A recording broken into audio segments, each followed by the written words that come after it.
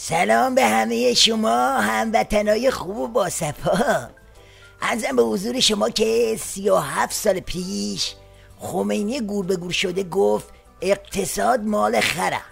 حالا ببینید بعد از گذشته این همه سال خر ولایت چطور تو گل اقتصاد گیر کرده و کارگزارانش به این نتیجه رسیدن که مهمترین موضوع برای نظام اقتصاده.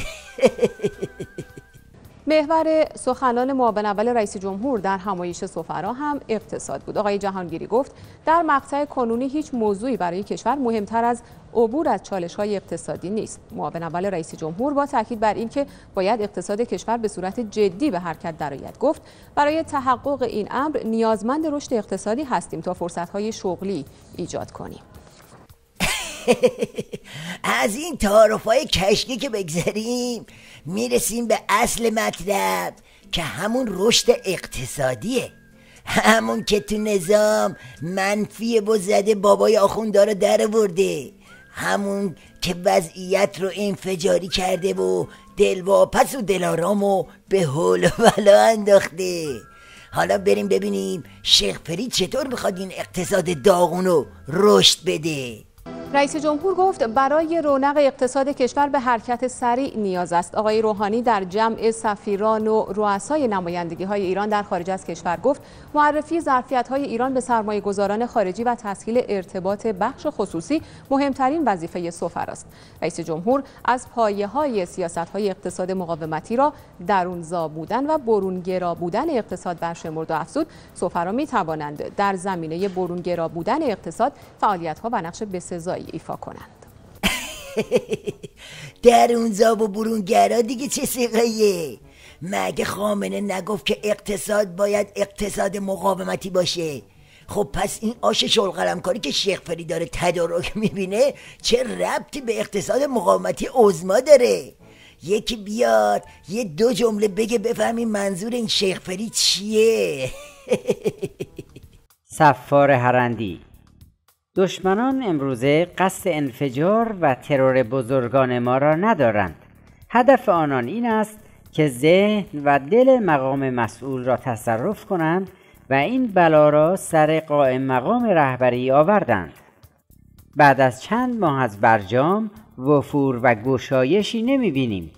پولهای ما آزاد نشده و در ذهن مقامات ایران القا کردند که برای رفع تحریم ها باید با آنان تعامل کنیم. گرفتم.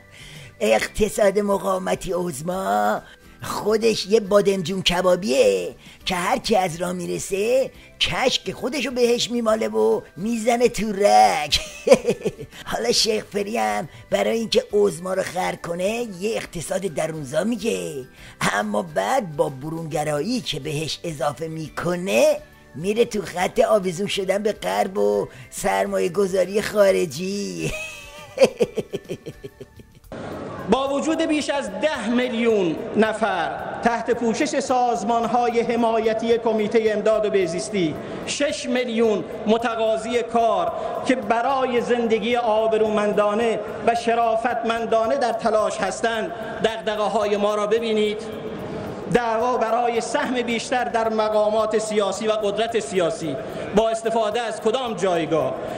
متاسفانه باید بگویم این خط نفاق و تهمت و اغتشاش در کشور در لباس مقدس روحانیت نیز بروز کرده و در برابر روحانیت انقلابی و عالم قرار گرفته تا خط رهبری و ارزش‌هایی که خون شهدا و ایثارگران برای آن به زمین ریخته شده را پایمال کند و این جفای به رهبری است.